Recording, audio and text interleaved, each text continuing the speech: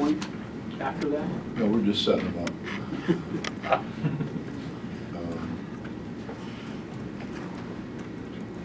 I don't know, it seemed like they came out with a little more energy than we did. Didn't it? We took some bad shots.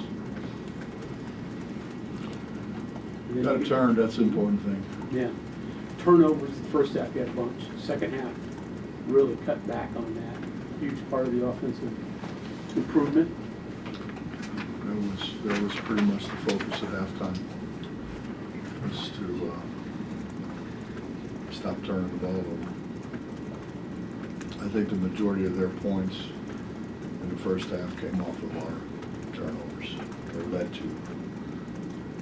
Our turnovers led to their score in the first half.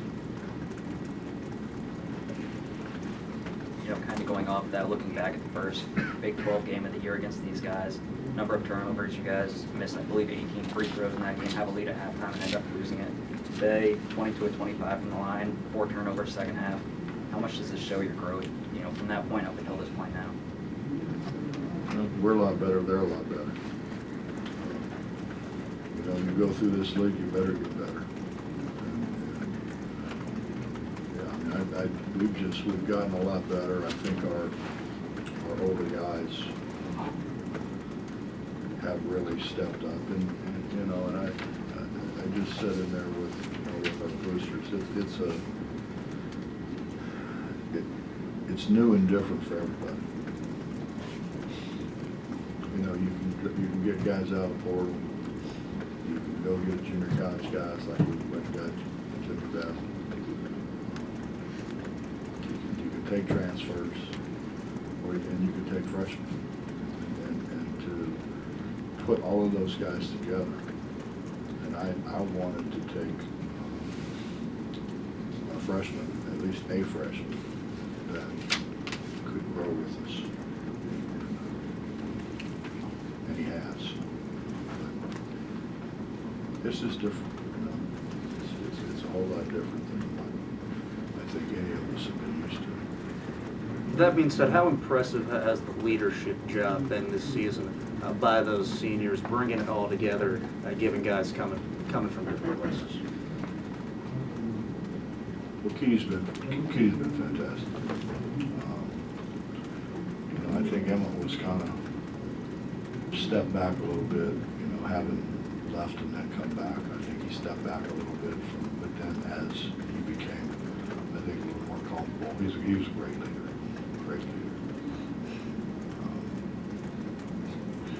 and Eric's going to lead with us right there. You know, he's that guy. And those guys have been terrific, and they've gotten better and better and better and better.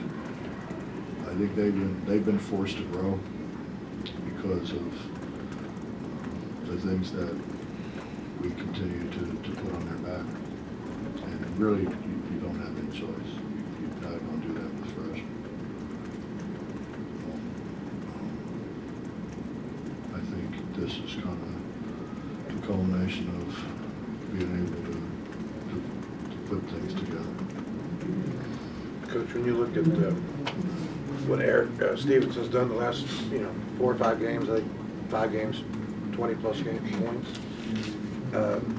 is that just a culmination of maybe throwing more at him and him answering that, or just a matter of him making shots? I think it's, Eric struggled to make shots for a while, and Eric's got a bad foot as well. So I think guys started depending more on him. Right. I think he felt that they were dependent more on him. And I think when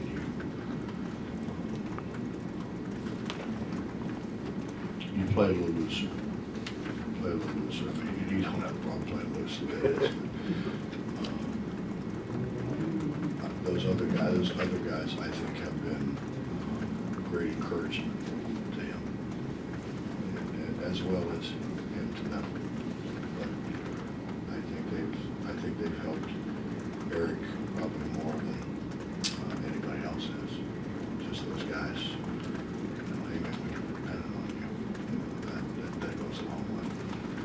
you're kind of a basketball perfectionist, shall we say. How much was your patience tested this year? And if you had to rate the coaching job up to now, you know, where does it rank in there? Well, I don't, you know, I never think about those things. What I think about is the change that's happened in our game. That, you know, you just don't go out and recruit guys now. You know, you've got to almost recruit them in layers. And then the hard part is getting those layers to come together and to understand not just who they're playing with, but understand what I'm trying to get them to do, what our staff is trying to get them to do. And that's, you know, that's harder than, particularly when you're bringing in guys, portal guys that have played, I mean, like Eric. I mean, Eric's played, this is what, his 4th or 5th school. So he has gone through a basketball culture at his school. And so, I mean, I think it's only natural that sometimes there's some things pop in his head that I'm like, where the hell did that come from? But, I mean, obviously, you know, he's been through a lot. He's been through a lot basketball-wise and terminology and execution of different things. I mean, what do? Do you curl screens? Do you slip screens? Do you reject screens? You know, what am I supposed to do in this situation? And I think he's really grown. I think it's made him a better player. How hard is it to wait for that to happen, or for it to come together? I mean, Obviously, we didn't start out very well, and I think that had a lot to do with it. We also didn't make free throws. Didn't make free throws. And I think that's a confidence thing. I think it's a confidence thing, and at times it's a mechanics thing. And it's not a lot of stuff, you know. It's little things that mechanically you can fix that makes it so much easier, and particularly so much easier under pressure. You know, if you hitch it, if you got your hand on the side of the ball, if you got your other hand in front of your face, or in front of your hand. I mean, it's not, you know, obviously it's not surgery, or I wouldn't be doing it, but it's just fixing little things. But they're hard for them because they've done the other so many times. It's neuromuscular integration. It's muscle memory, and you've got to kind of, they've got to shoot it enough that it wipes out the old memory and kind of starts a new one. But to their credit, and thank God we got the basketball practice facility. They're in there all the time, and it's not a grind. It's not a grind when you just go in there and shoot free throws. As I mean, you saw today. I mean, we have like 600 managers. So they're in there rebounding for them, throwing it back to them. You know, it's really good. And honestly, Alex has been terrific. Alex has been terrific. You're talking about what went through Eric's mind and some others. What went through your mind when you threw the ball to Emmett coming down the stretch? How bad it looked if I ran out there and chucked him.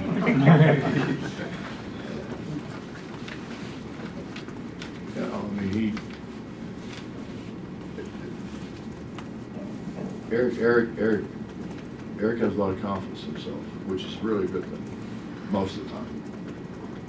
Sometimes he's overconfident with what he can do. Coach, depending on what happens with Oklahoma State and Texas Tech, could determine, you know, a higher seed for you guys in the Big 12 tournament. Your thoughts on that, or does the Big 12 tournament kind of take, I don't want to say a back seat, but I mean, it seems like maybe there's a different meaning for the Big 12 tournament. With this one today, I guess. I haven't thought about that, Justin. What I think about is this is a hard game. It's a hard game for both teams. And so now we take tomorrow off, and we've got to get back and do something on Monday and Tuesday, because we're going to play again on Wednesday. Right. And I think that part is hard. That's the hard part. That you really only have 2 days, and you can't go hard. You got to go out there and kind of work through what we need to work through, and it changes. You mentioned 3 schools, and they're all different. Right. They're all different. So we'll do our best to get ready for whoever it is that we see on Wednesday. Could you speak to the crowd's impact tonight? The crowds? Yeah. Terrific. Fantastic. I was a little worried at first. I was over there.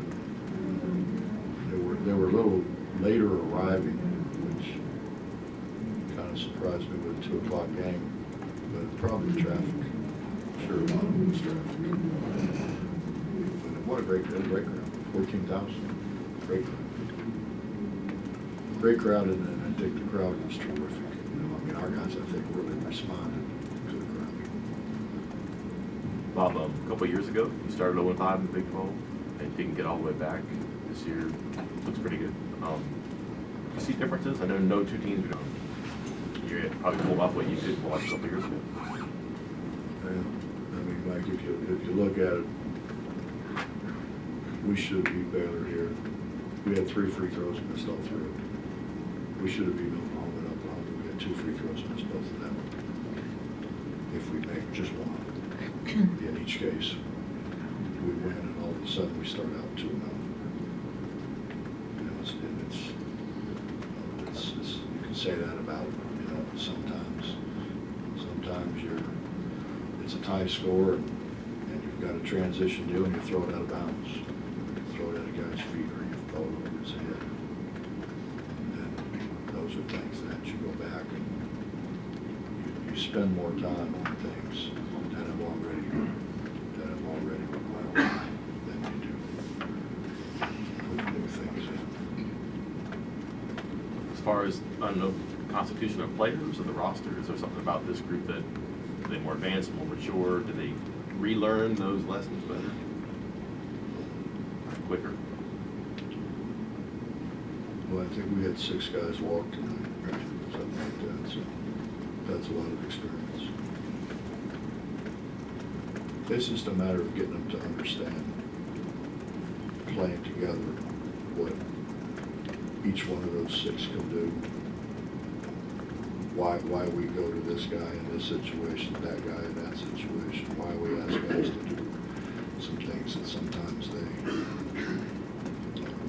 they're not sure that's what they're supposed to be doing, or that's not their best, what they're best at. Our guys have been really good. Marquise Noel for them tonight had 7 assists in the first half, and then came out in the second half, drilled 6 threes. Just what'd you think of his performance this evening? He's really good. I think we all knew that going in. He's really good. They get 2 guys that are as good as anybody in the country. Obviously, you want to do well in the Big 12 tournament, but what you've done in the past week with beating Iowa State and tonight, does that do anything as far as your pressure on yourselves to maybe make a run in the Big 12 tournament to get in the NCAAs, or does that not really matter? Do I look like I'm pressured? No. We're gonna go do the best we can. Hopefully it's good enough. Bob Emmett said that he's playing kind of like this is his last. Have you noticed a change just in how he's playing and the type of effort he's giving? Emmett wants to go out a winner here. Emmett could have stayed at Washington. He had every opportunity to, and he said, Coach, I'm going to come back here.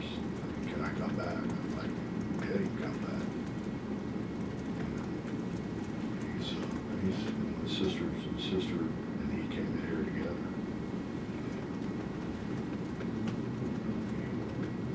possible others elsewhere, which he has every right to do. And this is home. I think Emmett feels at home here. Coach, thank you. Mhm.